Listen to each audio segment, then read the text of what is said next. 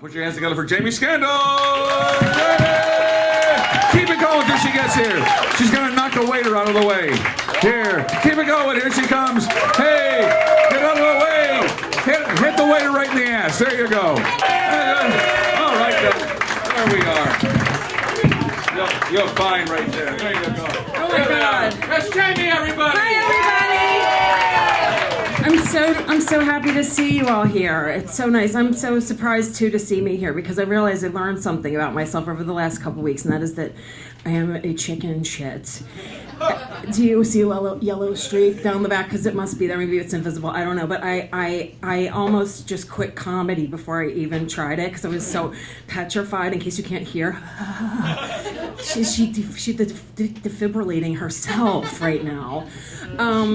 Anyway, and then I received a message from the mighty Louie at 4 o'clock in the morning when I was watching my DVR, which doesn't work like yours, by the way. My DVR records whatever the fuck it wants, and it erases things halfway through as well, so I need to go to your cable, people.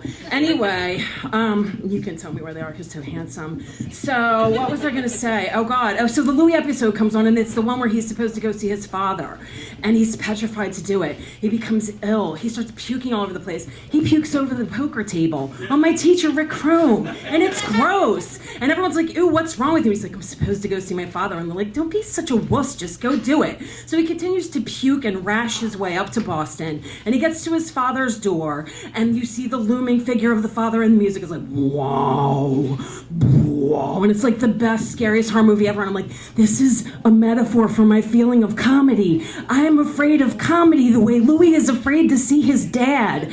So he goes to the door, and then he does what I wanted to do, which is run away. And he runs away, this big guy chucking down the street. If you haven't seen the episode, sorry, spoiler alert, throwing the sweater. He jumps on an all-terrain vehicle like Batman or something. He's cruising up the highway like some madman. Yeah, he's laughing all the way. No helmet, who gives a shit? He doesn't have to see his dad because he doesn't have to face his fear. He climbs the fence, he goes to the marina, he jumps in a Miami Vice cigarette boat with rainbow shit on the side, and he cruises out to the middle of the ocean, and he's just laughing and laughing, and I'm laughing too. I'm like, I'm gonna quit comedy. It's too hard. I'm too afraid of it. I'm with you, Louis, 100%. And then what happens is the most brilliant thing, and that's why he's so brilliant. The camera kind of pans back, and it's like the end of The Graduate when they're so happy, oh yeah, yeah, and then it's just like boom, boom, and he's left there alone in the boat, laughing with relief. But then it settles in that he's alone on the sea of his own cowardice. And I thought, my God, is that going to be the rest of your life? You're going to start off your comedy career just going to float alone on the sea of your own cowardice? No, that's bullshit. Try again. So I missed almost all the classes. I hid in the coward like the back. I drew pictures. I drew a great picture of a girl for you. Like, you want that, but whatever. She has big boobs and comedy shit's coming out of her hair. And I'm like, yeah, I'm into comedy. And then I just stopped coming to class because I'm lame. So I don't know what I'm doing here. Everyone has their polished jokes. I'm so proud of them. I'm like, oh my God, they're so fantastic. That got tighter. That got tighter. I'm like, what the fuck are you going to do? You don't know what you're doing. So I don't know what I'm doing. That's it. I wore my Sam Kinison coat as like protection. I'm like, just channel Kinison. Wear your Kinison hat and this crazy scarf. Steve Madden made it. It looks like my niece made it like yesterday, and that I opened it up. Okay, thanks, Caitlin.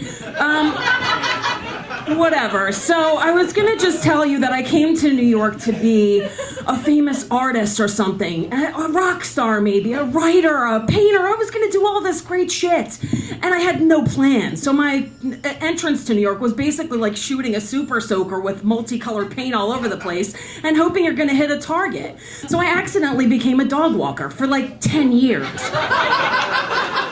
Well, that's gonna help your self-esteem. Pick up the poop of other people's pets every single day, and then hope something happens that's wonderful for you. It'd be like Marilyn Monroe going to Hollywood and be like, I want to be a movie star, but I have to drive a bus all day for 10 years, and yeah, let's see how that works out. It's stupid. So the point is, while I'm out walking the dogs, it's a lot like this. It reminds me of that movie The Hitcher, where they're going to tear the people apart, or Braveheart or something, yanked around by beasts of all shapes and sizes, picking up shit. It's so romantic, it's so elegant, it's so awesome that I feel absolute gratitude to be in front of this microphone right now, because I don't have to do that. When people see me without dogs, they go, "You look different. Are you okay?" And I'm like, "There's no one attached to me." And this one thing happened the other day, and the moon was out, the full moon, and there's this other evil dog walker who's very snide because his family has money. He only does it when he feels like it. And he sees me on the street, and it was like the end of Blade Runner when that guy yells, spoiler alert, "It's too bad she won't live." And the guy yells at me, "Don't let him drag your coffin." And I'm like, oh, fuck me. So I start thinking of coffins, and I start thinking of death, and I start hallucinating what would make my life better, and I decide I know what it would be. It would be a zombie apocalypse, because a zombie apocalypse would solve all my problems. If one would just rain down upon us, suddenly the dead-end job is gone. Everyone with their beast would just flee. They'd be running from the zombies. The credit card debt looming over my head like some giant black cloud jinx. Gone, pooh. Society has collapsed. No one gives a shit. You don't owe anybody anything. Now, the thing is, the one thing I know that I would embrace is that I could get out of my ghetto apartment, just this piece of shit, under these people, 3A. My God, I hate them. And I don't want to come home and hate. I want to come home and sleep. But because I can't sleep, I hate. They're up there like some evil monsters. The kid's like 300 pounds with his giant concrete boots on, stomping, their unbrushed dog barking, the evil daughter, slutty little...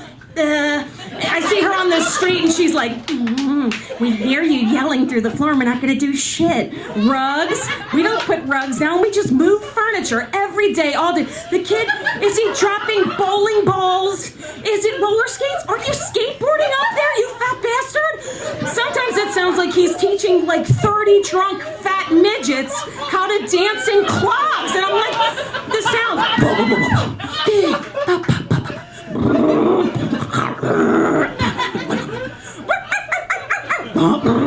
And I'm like, ah! So when the zombie apocalypse comes, my plan would not immediately be to flee. I would have to exact some revenge, and I know what I would do. I would go out to my balcony, and I would look for the first zombie.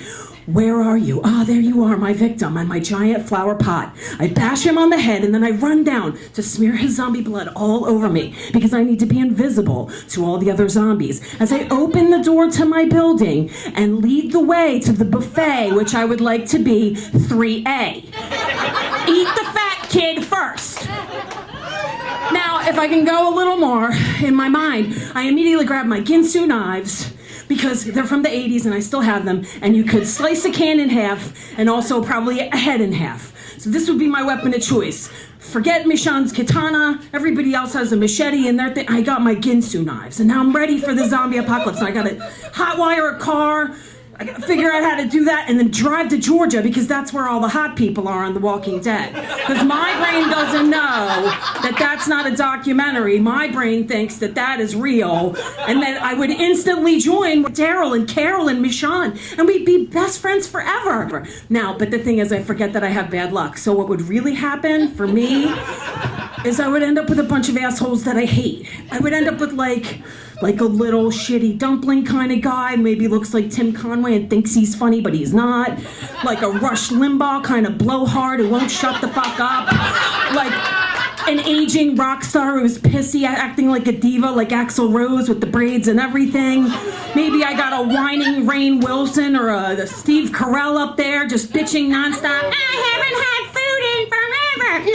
And then probably last but not least, I would end up with Kristen Wiig's SNL character, the Target lady. And I would wish that I was dead all over again. Anyway, that's my set. Thank you.